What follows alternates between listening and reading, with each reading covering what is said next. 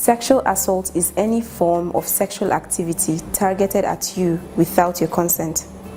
It ranges from unwanted viewing, touching, or penetration. Rape is a form of sexual assault involving varying forms of sexual penetration done against you without your consent. Sexual assault can happen to both males and females of any age.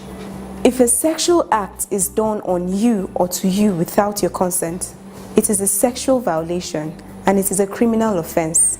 Even if you know the person who assaulted you, it could be a spouse, a former intimate partner, another family member, a friend, a colleague, an authority figure, an acquaintance in any form, or a stranger.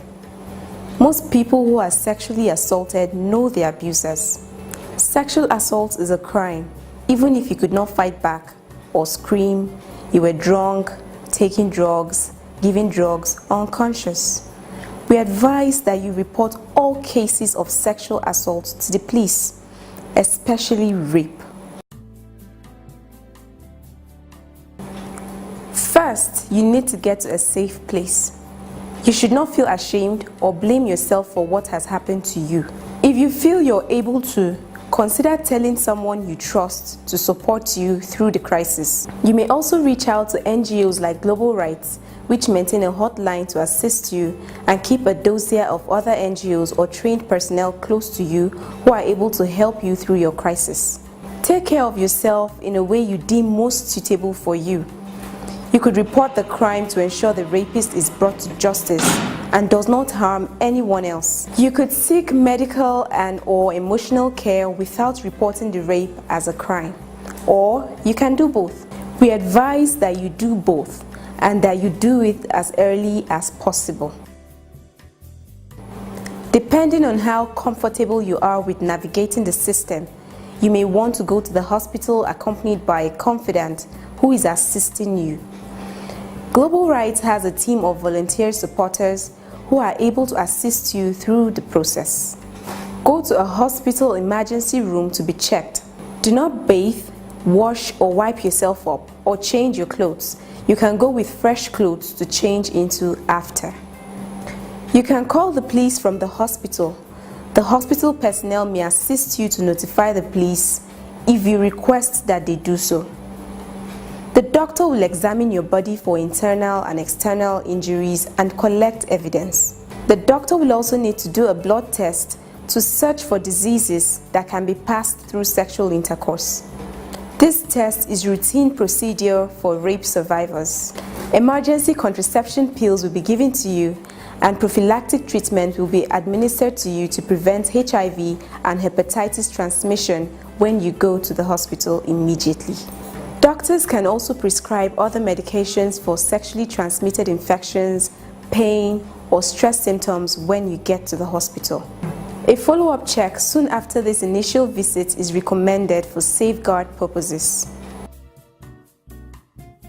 You may not want to report to the police, but sexual violence is a serious criminal offense, and it is essential you report to the police to get the perpetrator prosecuted and to prevent him or her from hurting anyone else. You can report a sexual offense to the police at any time, for example, immediately after the incident or days later. However, it is important to know that if you report the crime immediately after it has happened, the chances of the police collecting evidence and effectively investigating the crime are increased. If a police station is close to where you are after the act occurred, go to the police station immediately. The Nigerian police have a gender desk in their offices to respond to all your complaints and to receive your statement.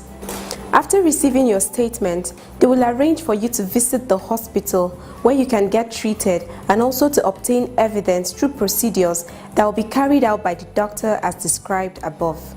Do not change clothes, do not bathe, do not wipe yourself up or wash up after the act of violation occurs. You can go with fresh clothes to change into after all the tests have been done and you have been thoroughly examined.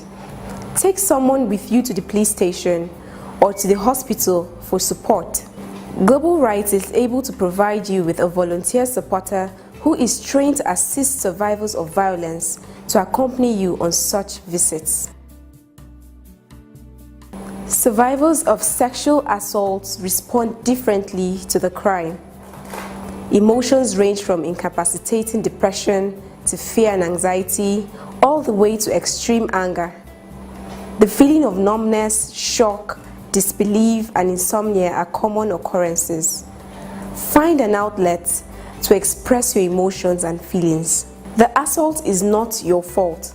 The blame lies solely with the rapist. What a person wears or how a person acts are never justification for rape or other forms of sexual assault.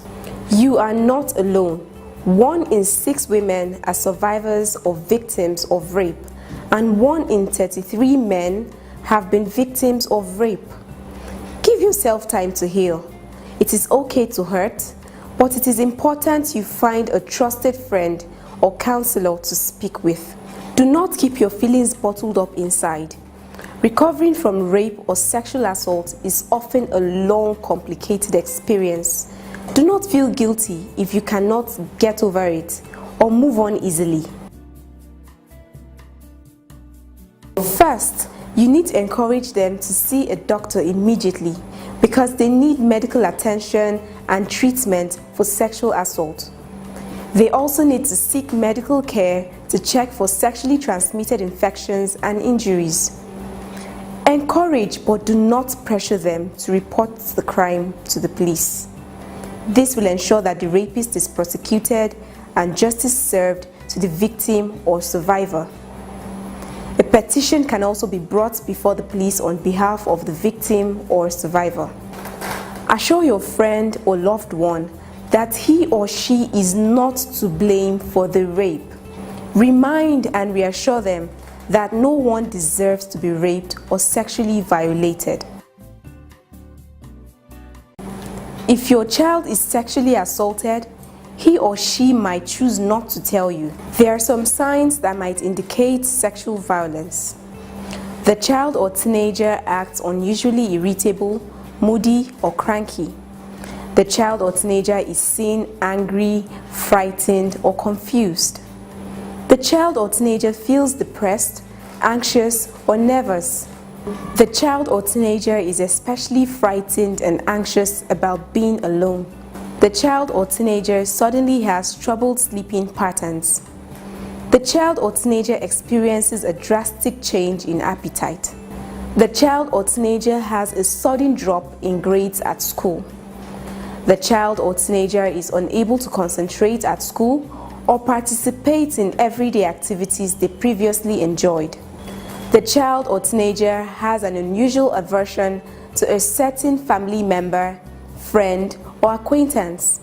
Do not force the child to be alone with that person. If you need help or more information to deal with sexual violence, you may contact any of the following.